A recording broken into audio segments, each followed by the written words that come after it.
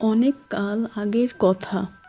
এক জঙ্গলে একটি বাঘ এবং একটি নামকরা শিয়াল বসবাস করত। বাঘটি সহজ সরল প্রকৃতির ছিল, অন্যদিকে শিয়াল ছিল প্রচণ্ড চালাক।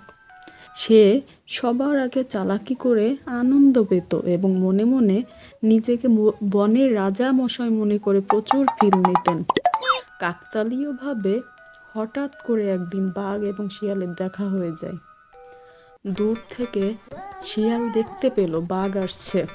এটি দেখে শিয়াল গাছের আড়ালে লুকায় এবং পিছন দিকে চলে যাওয়ার চেষ্টা করে।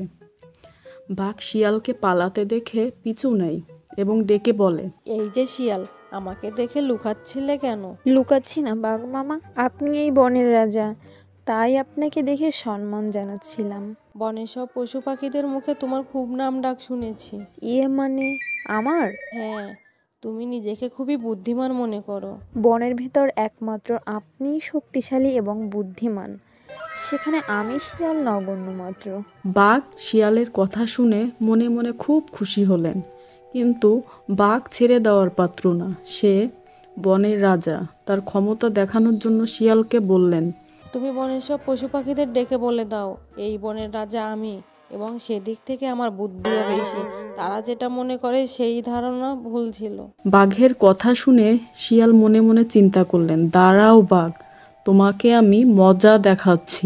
আমার প্রিয় বনবাসী, সবাই আমার কথা মনোযোগ সহকারে শুনবার জন্য অনুরোধ করছি। তোমরা সবাই আমার পাশে যাকে দেখতে পাচ্ছ, দেখতে সুদর্শন, কিউট, চোখ দুটো টানা টানা, নাকটা সুন্দর, তার যেমন বড় দেহ তেমন গায়ে শক্তি, সে হচ্ছে এই বনের রাজা এবং আমাদের সবার প্রিয় বাঘ মামা। শিয়ালের প্রশংসা শুনে বাঘ মনে মনে ভাবছে, এতদিন আমার ভুল ধারণা ছিল, এত ভালো শিয়াল আগে কখনো দেখিনি। বনের পশু পাখিরা শিয়ালের সম্পর্কে যা বলতেন তা হয়তো মিথ্যা ছিল। পরক্ষণে শিয়াল আবার বলা শুরু করলেন, বাঘ মামার বড় দেহ হলে কি হবে, আমার মতো শিয়াল পণ্ডিতের থেকে বুদ্ধি কম। একথা শোনার সঙ্গে সঙ্গে বনের সব পশু পাখিরা হেসে দিল। অন্যদিকে বাঘ প্রচণ্ড রেগে মেগে শিয়ালকে দৌড়ানি দেওয়া শুরু করলো। শিয়াল ছোট প্রাণী, তাকে ধরা কি এতই সহজ? প্রতিটি পশু পাখিদের নিজস্ব একটি স্বভাব চরিত্র থাকে, তারা তাদের সেই স্বভাব চরিত্র অনুযায়ী কাজ করেন।